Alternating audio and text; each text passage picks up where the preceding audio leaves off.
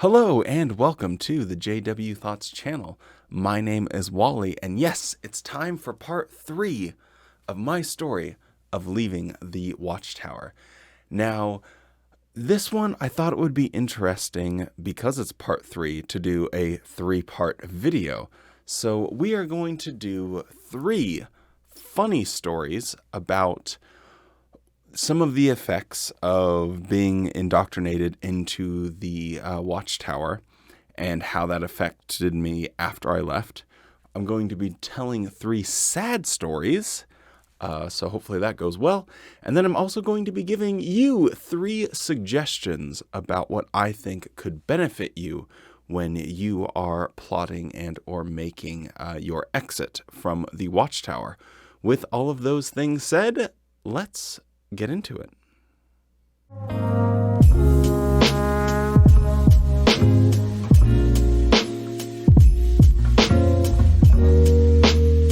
Okay, so I think that we should start off with the funny stories because most people click off of the videos after about 6 minutes anyway, so why not give you guys a laugh first off? So the first story that I want to tell is going to be a little bit embarrassing, but it is really funny looking back on it. So, when you're a Jehovah's Witness, sex is a sin. And anything below the belt is mostly considered bad. Like masturbation, bad. Sex outside of marriage, bad. Gay sex, bad. Lesbian sex, bad. Most of sex is just a function of reproduction and not something that you're really meant to enjoy. That's not maybe completely fair enough because they do have material suggesting that, sex is to be enjoyed inside of the marriage bed. But I should say their version of sex is so, tiny that it's almost hysterical. So, if you've watched some of my other videos, you guys know that I was married and that was my first, experience with having sex. But, once we broke up and had a divorce and everything, the next time that I had a sexual experience was pretty hysterical because I'll just tell you. So anyway, I met someone and eventually, we got together and we were at her apartment and we were making some drinks and I was helping her pack because she was going on vacation or something or another. Anyway, so it got down and it was getting later at night and we started making out and it came to the point, where it was like, okay, it was time to make it happen. And I absolutely failed. Like if she was Lois Lane and I was Superman, I would have swooped down and missed her just before she hit the ground and Lois Lane would have went splat. I completely did not show up for the party. So I just think it was so funny that the first time after marital sex that I could not perform whatsoever. And it's 100% because of my indoctrination in the Watchtower and thinking sex outside of marriage is bad. And you're in the moment, you're right there. And the Watchtower still can cling on to these different things about your memory. And she was so nice and she was so sweet. And we had talked a little bit about my upbringing and everything. So she completely understood. But I just thought it was one of the funnier things that for obvious reasons, don't talk about that often. But I just think it's absolutely hilarious that the first time a Jehovah's Witness tries to have sex outside of marriage, I completely fell flat on my face. I mean, flaccid as hell. So yeah, I hit her with the old wet noodle and it didn't actually work. So yeah, I thought that was pretty funny. Moving on to the second funny story that I have about after you leave the Watchtower. was seeing someone that I grew up with at a grocery store. And it's just so common and natural that when you see people you just say hello. Like, just, oh, hi, and you shoot the shit for a while, right? So when I first left, and mind you, this is at a point, well, as far as I know, I'm still not disfellowshipped or disassociated, but this was at a point when I'm purely inactive. I don't have, there's no precedent for a Jehovah's Witness to look me in the face and run the other direction. And this was very early on, before I did any activism or was outspoken in any kind of way. So I saw someone that I had known for a good chunk of my life. I'm thinking probably between the ages of 15 and to 25 or something, which, because of my past, that's what I would basically call, my whole life was 15 plus. So I saw them in Fred Meyer, and we were coming like dun, dun, like total Jaws style, like face to face, and they were looking down, and I recognized them from farther away, and then they saw me, and I stopped and smiled, and that's all I did. I stopped and I smiled. Their face, I guess I'll do a zoom in post, but their face was like this.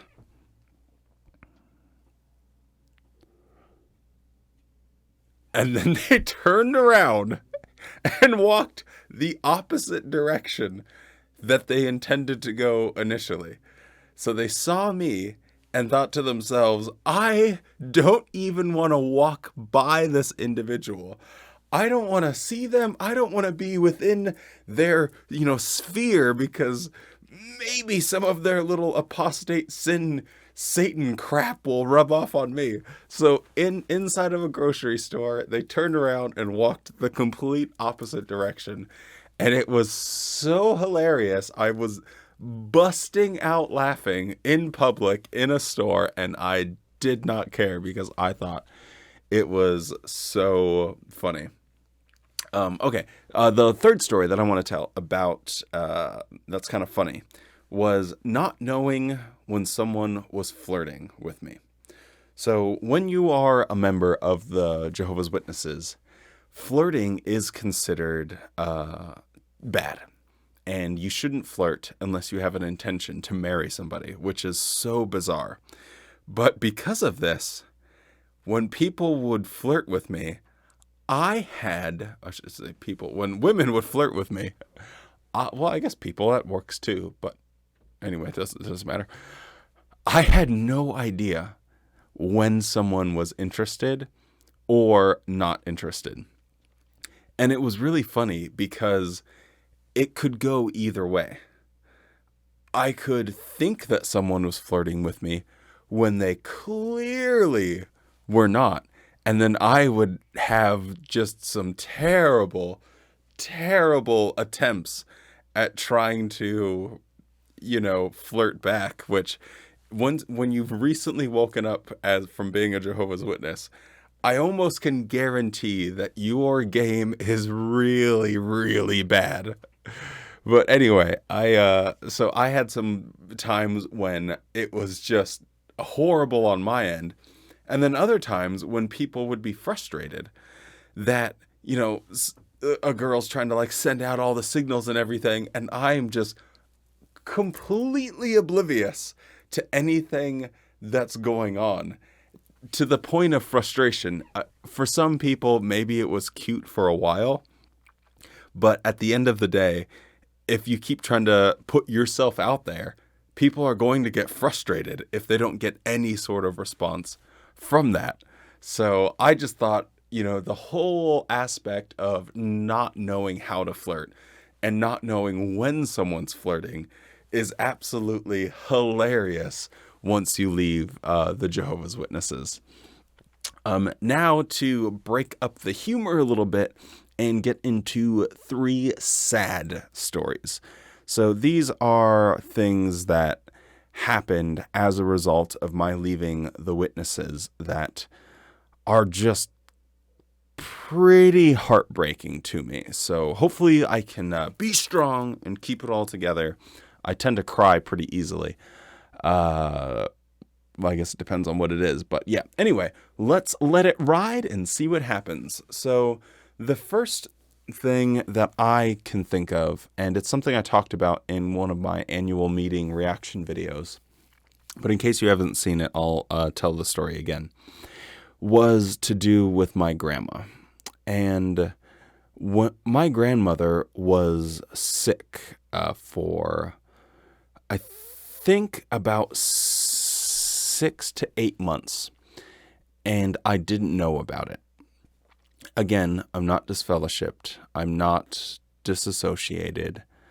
As I said in my previous videos, when I left the organization, I was still, in a privileged position or whatever. But my family decided that it was in their best interest to shun me anyway. So because of this, when my grandmother was sick, it turns out that she had ALS. And through that whole period, she lost a lot of her physical ability, but she still maintained a semblance of her mental acuity.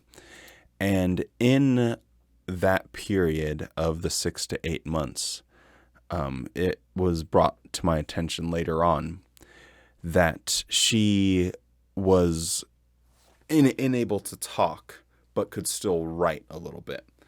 And when she was writing and, like, I need some water, I need to go take a shit, can we go outside so I can enjoy the sun, stuff like that. In that period, this is a dying woman was nothing but lovely.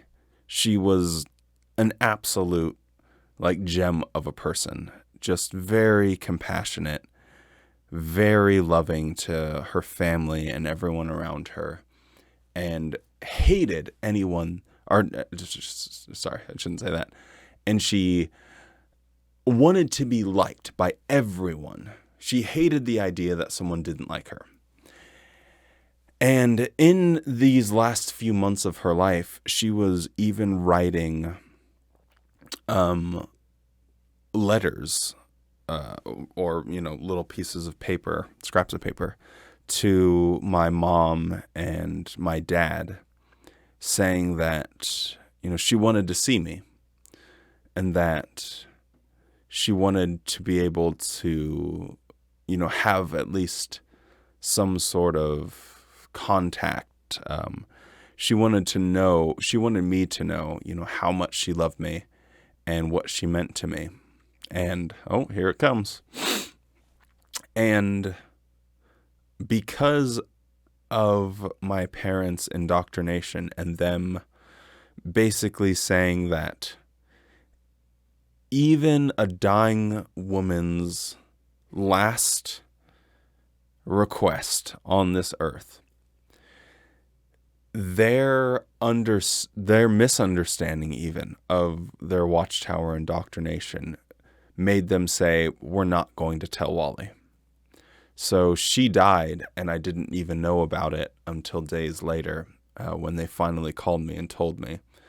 And it made me so sad, and I almost wish that I didn't know, but that they told me that, she wanted to see me, but they almost wanted me to know that because I left the organization, I missed out on that opportunity. I was the one. So you could have seen your grandma, and she was on her deathbed, and, you weren't there with her because you left the organization. Even though in reality, despite the decisions that I made to leave the organization, she did still want to see me, but they were the ones that denied it. Despite all those facts, it just absolutely broke my heart. So yeah, that was just a really rough one for me. It's just like when you think about it in all of its full context, it's really brutal. continuing with the sob stories to make you cry, because that's why we're here at the JW Thoughts channel. So please like and subscribe, because who doesn't like to laugh and who doesn't like to cry? Another thing that happened was my brother has, when I left, he had 3 kids. I think he has like 5 or 6 now. But his kids were the absolute world to me. My nieces and nephews were so important in my life, and any moment that I could spend with them was just absolutely capitalized on. And we had like a really, really close connection, especially with the oldest niece, and she was, I guess, maybe 3 or 4 when I left. But anyway, not being able to see them and having them used overtly as a tool for Watchtower's position on family is so disgusting and disturbing to me.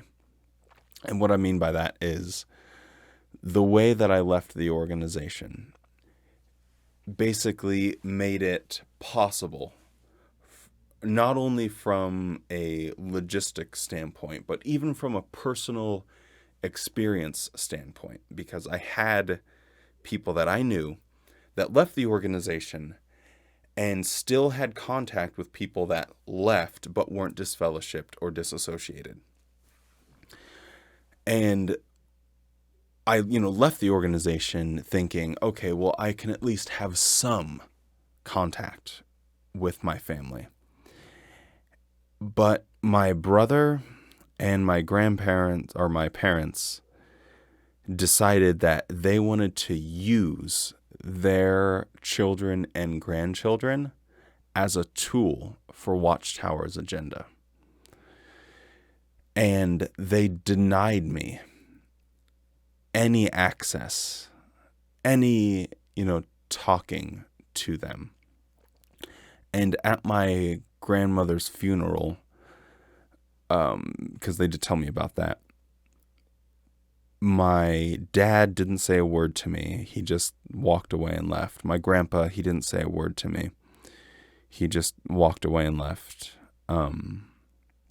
I went up and gave him a hug, and then he never said a word, and he just walked off. And I tried to give my dad a hug, and he kind of just gave me the literally cold shoulder and walked away. My mom tried to talk to me a little bit. I was like, screw this, I'm out of here. And my grandma, who's not really a witness, but kind of a witness, basically held my arm and told me that I needed to stay there. So I guess good on her, because I was just like, this is so pointless and aggravating. But other people in the congregation, mind you, talked to me. They came up and we had full-on 15, 20-minute conversations. I was the last person to leave the Kingdom Hall after my grandma's funeral memorial, because other people were coming up and talking to me. But my family were the ones that just decided that they didn't want anything to do with me. But something that happened was my youngest niece, who I was super close with, I could see like she wanted to come and say hello or something. And they purposefully like shielded her, and her mom like left immediately after the funeral memorial. Just for the sole purpose that I couldn't talk to her or see her.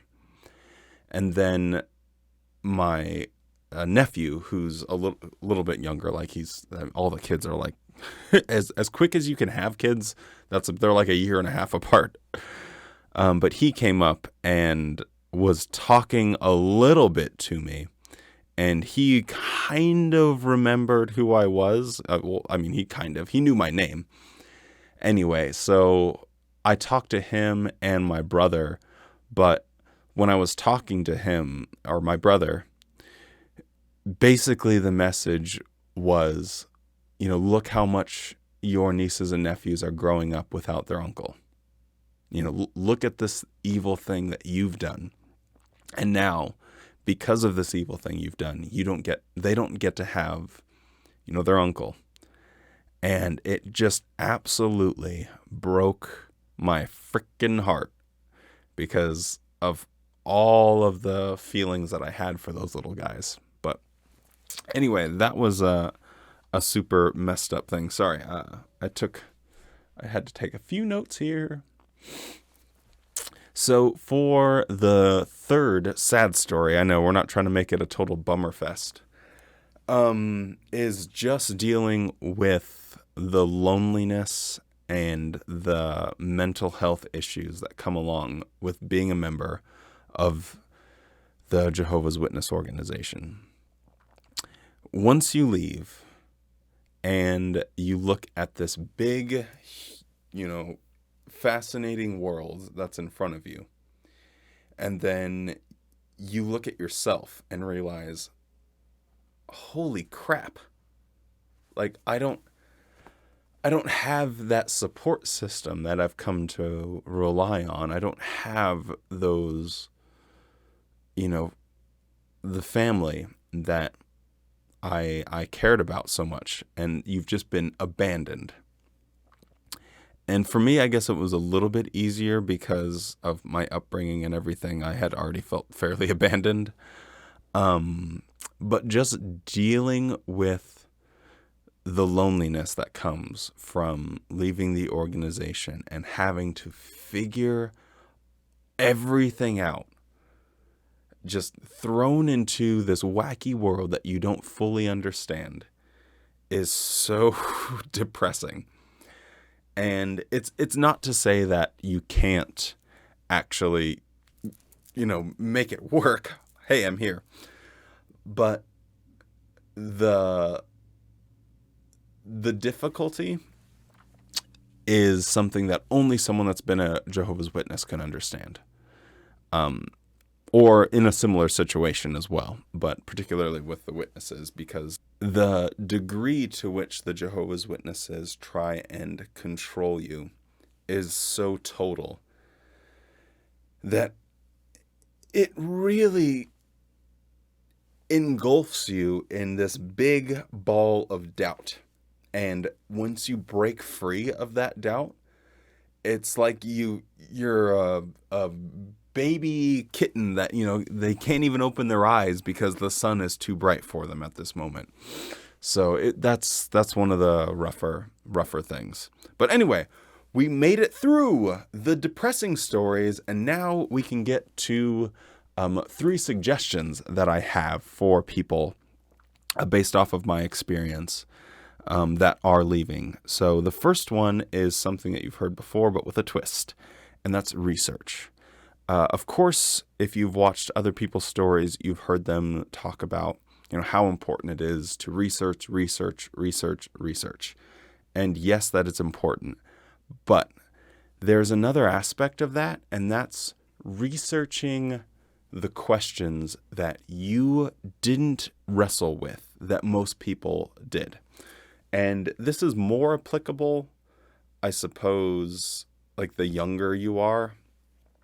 Or I guess it's equally applicable, but this kind of is on a sliding scale. So if you're 18 and you're leaving the organization, that's a time in your life when you're still going to be, making your mind up about how you feel about certain, philosophic, moral, political, whatever it might be, things. If you're older, some of those things might be a little bit set, but you still can make a lot of progress, and you do have to think about, what you stand for and what you believe in from those different aspects. So I think it's important that you research stuff that's unrelated to the Watchtower. So what do you think about, abortion? An example that I can give for myself is I remember walking on the street and seeing 2 guys or 2 girls holding hands and thinking, oh, that's gross. And it's so crazy to Woo. It's so crazy to think about now that I could, see something that's so natural and normal and think that's gross even after I left the Watchtower.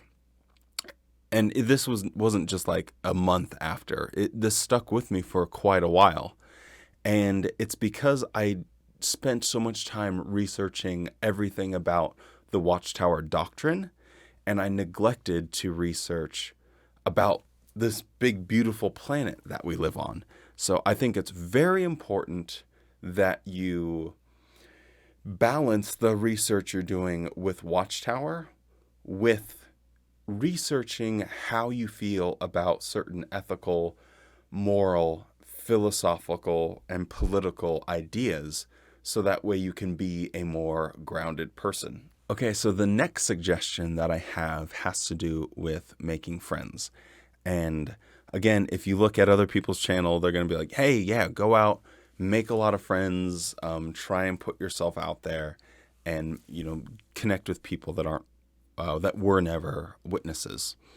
My suggestion with this is it's really easy and almost tempting to think that your biography is more interesting than anyone else's out there on the planet. And I'm sorry to break it to you and to be Uncle Scrooge in this instance, but people aren't going to be entirely interested in hearing everything that you went through and immediately. So when you leave the Jehovah's Witness organization, you immediately think, okay, I just escaped a cult. Everyone wants to know about this. Maybe they have friends and family members, that are Jehovah's Witnesses as well. People are going to actually withdraw if you hit them right in the face with it. So if I can give a suggestion to someone that is waking up and is still trying to, make friends, it's just take it slow. Don't go right into the whole Jehovah's Witnesses a cult and they have child abuse and all this other stuff, because you're going to get people that would otherwise be friends with you that are just like, you're kind of intense. Sorry, bud, but you're just a little bit too much for me. So just a little word of caution of not jumping right into it. And it's also important to be able to have conversations that aren't related to Watchtower. And by not bringing up your past and your indoctrination, you are going to develop the skill that's necessary for life of just having a normal conversation with someone that's not about, 1914 and 607. So that's where the ex-Jehovah's Witness community comes into play. Use that as your tool for ranting and raving. And then the friendships that you're trying to make outside of that, capitalize on being as normal as possible. And once you're a little bit closer to people and they understand you for you a little bit more, then you can talk to them about that. And I promise they'll be very interested in it, because after you get past that initial, kind of making friends and you've hung out a few times, and then they know that about you, they're like, oh, wow, that's so interesting. And it's a lot more digestible. So anyway, the last suggestion that I have is going to be reclaiming your time. And what I mean by that is when you're a Jehovah's Witness, you constantly are working for Watchtower. It's a never-ending process of doing more for the organization. You're always having to reach out, do more, do more, do more.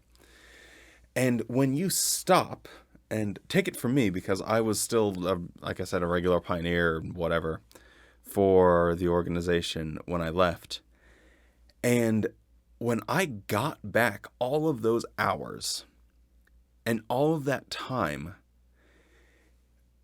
you're almost bamboozled. And make sure that when you do this, you're being sort of strategic with it.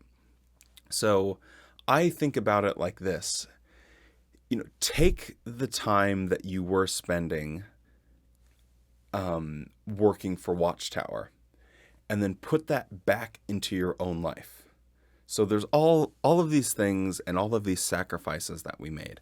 Well, I really like to play soccer, but I couldn't do it because I had a Bible study.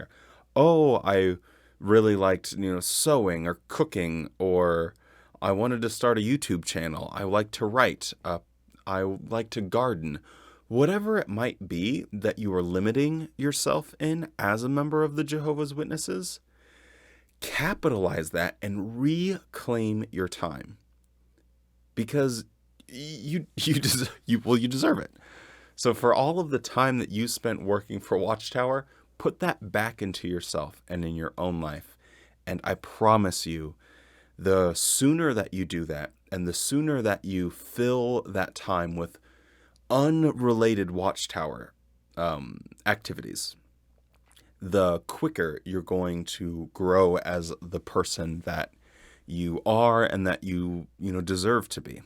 So there were my 3 funny stories, my 3 sad stories, and 3 suggestions as part of the Leaving the Watchtower series. Thank you so much for watching. If you're still around, don't forget to subscribe to the channel, drop a like on the video, it helps out a lot, and I'll see you next time.